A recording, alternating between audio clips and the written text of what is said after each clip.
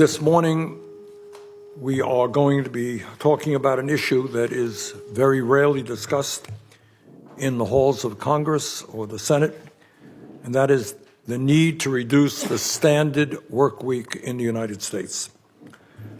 In fact, the last time, as we understand it, the Senate held a hearing on this subject was in the year 1955.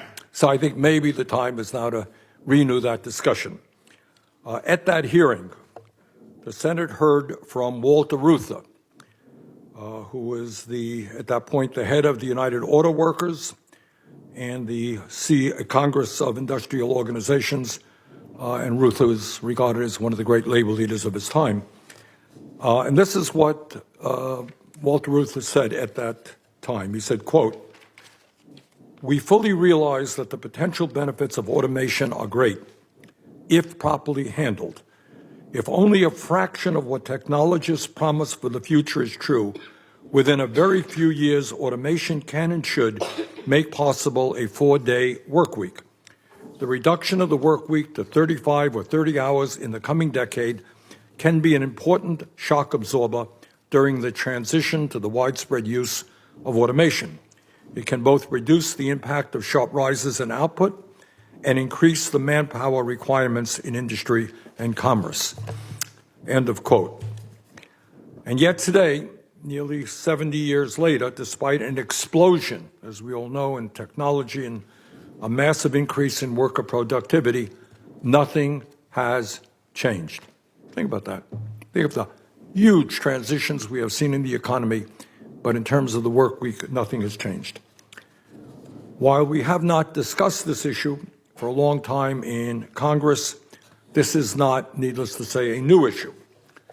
In 1886, one of the central planks of the trade union movement in America was to establish an 8-hour work day with a simple and straightforward demand, quote, 8 hours for work, 8 hours for rest, 8 hours for what you will, end quote.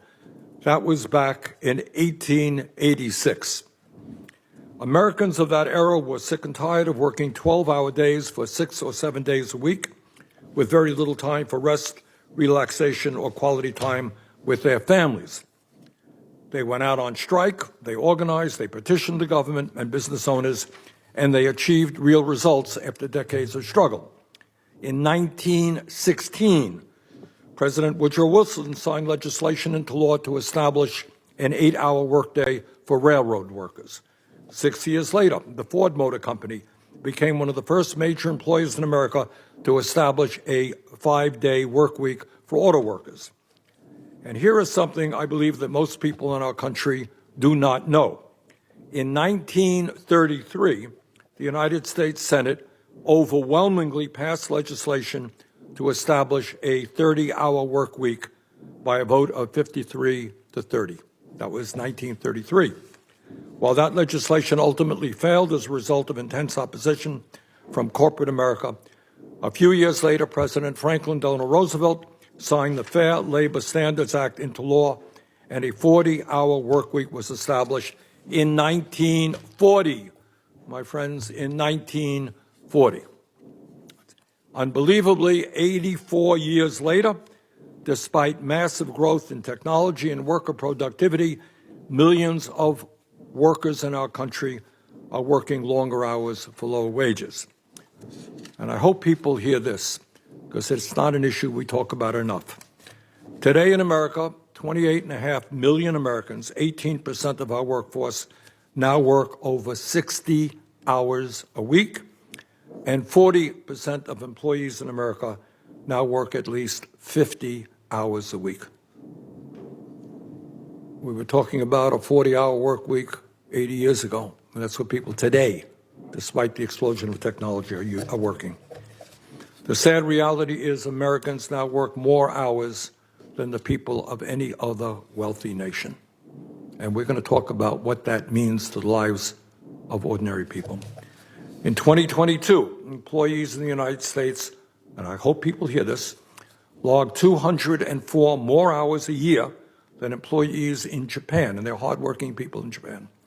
279 more hours than workers in the United Kingdom, and 470 more hours than workers in Germany.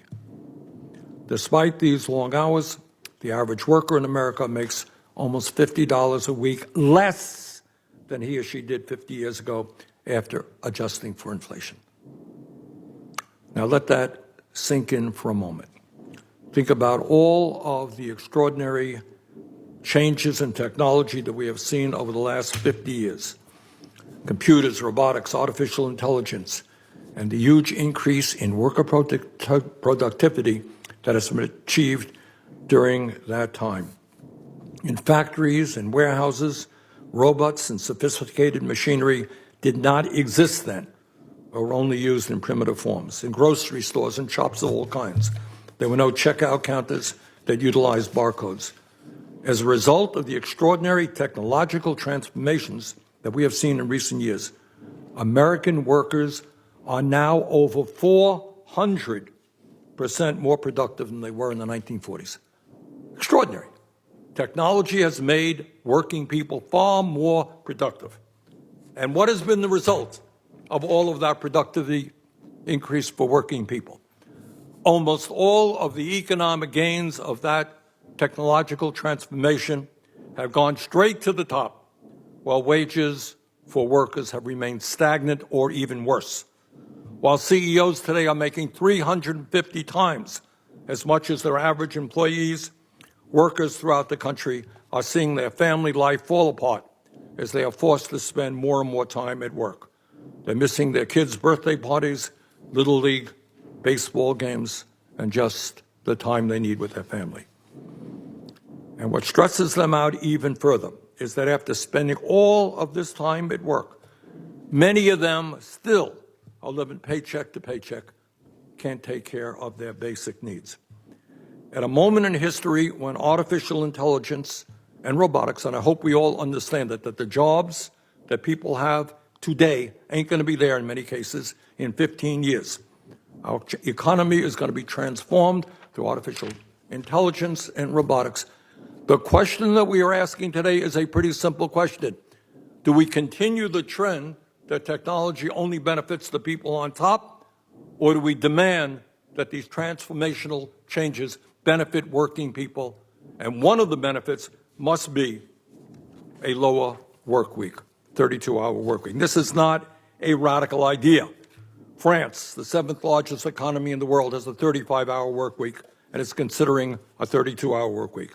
Norway and Denmark is about, their work week is about 37 hours, and Belgium has already adopted a 4-day work week. And what we're going to hear today is there are companies all over our country and all over the world that have adopted the 40-hour work week. And you know what they found?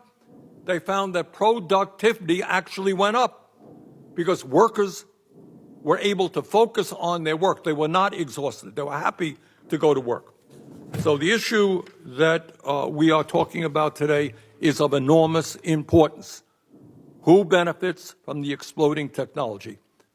The wealthiest people who are doing phenomenally well, or working people who are falling behind? And with that, let me give the mic over to Senator Cassidy.